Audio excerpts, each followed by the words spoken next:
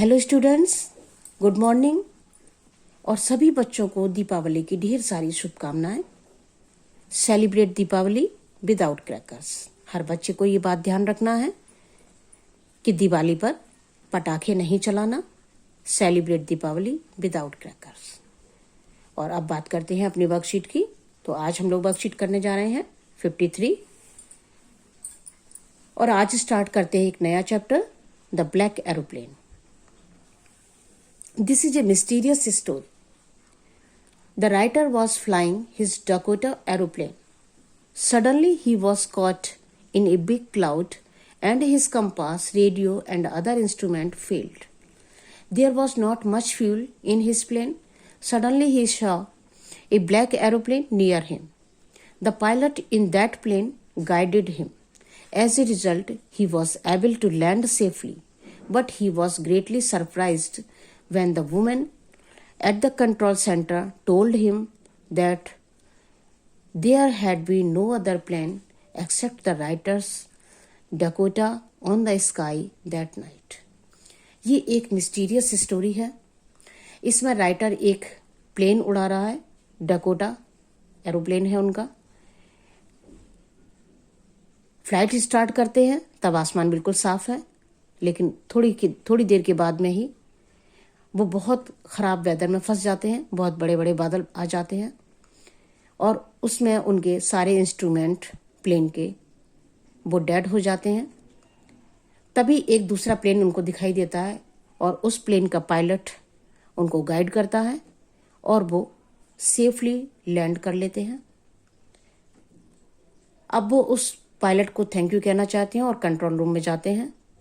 वहाँ पर एक लेडी है जो उनको बताती है कि इस तूफानी रात को और कोई भी प्लेन आसमान में नहीं था सिवाय उनके प्लेन के। और इस मिस्ट्री के साथ ही चैप्टर खत्म हो जाता है। तो इसी में से एक एक्सट्रैक्ट है, read the following extract and answer the questions. कुछ क्वेश्चंस करने हैं उसके बाद में हम लोगों को। The moon was coming up in the east behind me and stars were shining in the clear sky above me.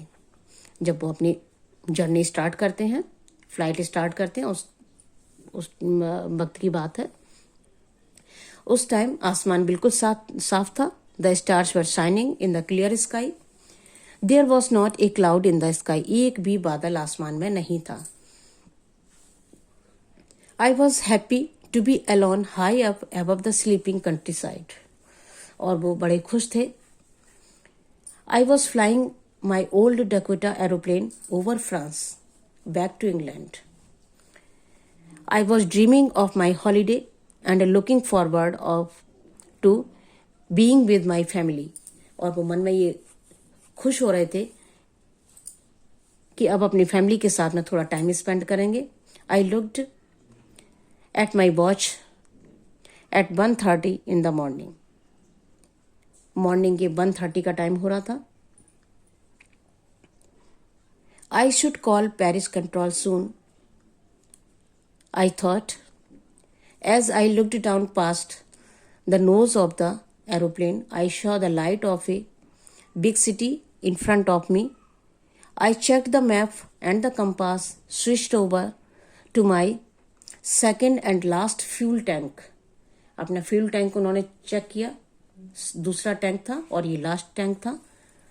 And turned the Dakota 12 degrees west towards England. और वो इंग्लैंड की तरफ उन्होंने अपना प्लेन टर्न कर लिया। Everything was going well.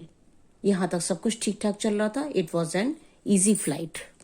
Paris was about 150 kilometres behind me. Paris को वो 150 किलोमीटर्स पीछे छोड़ चुके थे।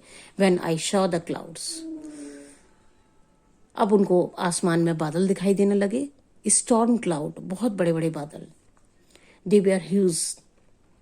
They looked like black mountains standing in front of me across the sky. वो कहते हैं बहुत बड़े बड़े पर्वतों के तरह के बादल। I knew I could not fly up and over them. वो कहते हैं कि उन बादलों से आगे हम नहीं जा सकते थे। वेदर खराब होता है तो फिर आगे फ्लाइट नहीं कर सकते। And I did not have enough fuel to fly around them, to the north or south. Inside the clouds, everything was suddenly black. लेकिन उनको उन बादलों में ही अंदर आगे बढ़ना पड़ा और वो कहते हैं कि प्लेन के बाहर कुछ भी नहीं दिखाई दे रहा था, बिल्कुल ब्लैक हो गया था सब कुछ. It was impossible to see anything outside the aeroplane. The old aeroplane jumped and twisted in the air. Plane disbalance होना शुरू हो गया था. I looked at the compass. उन्होंने अपने इंस्ट्रूमेंट जो उनकी सपोर्टिंग मशीनरी होती है उसको चेक किया. I couldn't believe my eyes. वो कहते हैं मुझे अपनी आंखों पर विश्वास नहीं हुआ. The compass was turning round and round and round. जो कंपास था वो जिससे आपको डायरेक्शन वहां पर मिलती है प्लेन में, वो कहते हैं कि वो घूमे जा रहा था बिल्कुल. इट वॉज डेड, ये डेड हो चुका था. It would not work. The other instrument were suddenly dead. दूसरे इंस्ट्रूमेंट भी धीरे धीरे सारे डेड हो गए. I tried the radio. और उसके बाद उन्होंने रेडियो ट्राई करने का कोशिश किया और यहीं पर आपका ये एक्सट्रैक्ट एंड हो जाता है. How was the weather when the pilot started flying his aeroplane. जब उन्होंने अपना एरोप्लेन स्टार्ट किया था तब वेदर किस तरह का था. आपको 4 ऑप्शन दिए गए हैं यहाँ पर. There are a cloud in the sky, there was poor visibility, it was a clear weather.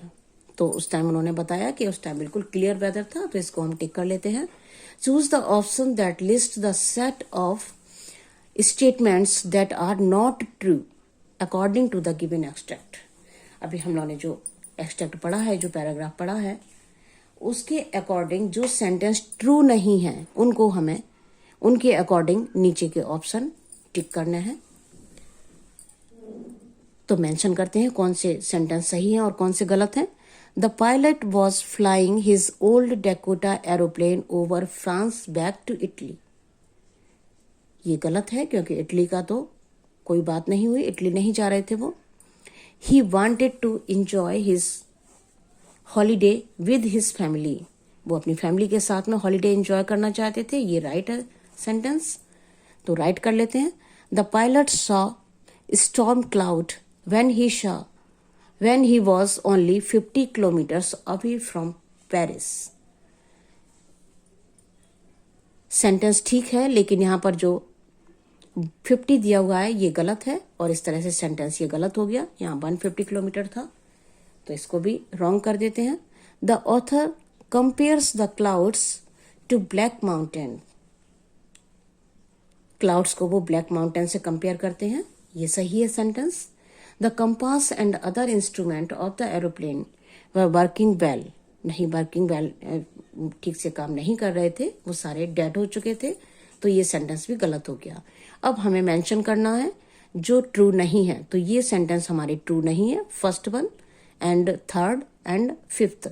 First, third and fifth. तो फर्स्ट, थर्ड एंड फिफ्थ ये आपका सी ऑप्शन में आता है, तो इसको हम टिक कर लेते हैं. आगे देखते हैं. Which word does countryside not correspond not a synonym to. Word countryside, इसके जो सिनोनिम्स नहीं है वो हमें देखना है. जो इसको फॉलो नहीं कर रहे हैं वर्ड को, जो उसको करस्पॉन्ड नहीं कर रहे हैं उसका मीनिंग, उसको हमें यहाँ पर टिक करना है. तो लैंड आउटसाइड टाउन्स और सिटीज, ये तो कंट्री साइड से सिमिलर ही है. ए रूरल एरिया, ये भी सिमिलर ही है. बिग सिटी ये फॉलो नहीं कर रहा, तो इसको हम टिक कर लेते हैं. ए रूरल रीजन और इट्स इनहेबिटेंट्स, ये तो कंट्री साइड को ही कॉरस्पॉन्ड कर रहा है, तो ये सी वाला ऑप्शन हम टिक कर लेते हैं. आगे चलते हैं. Describe author's feeling while he was flying his aeroplane back to England.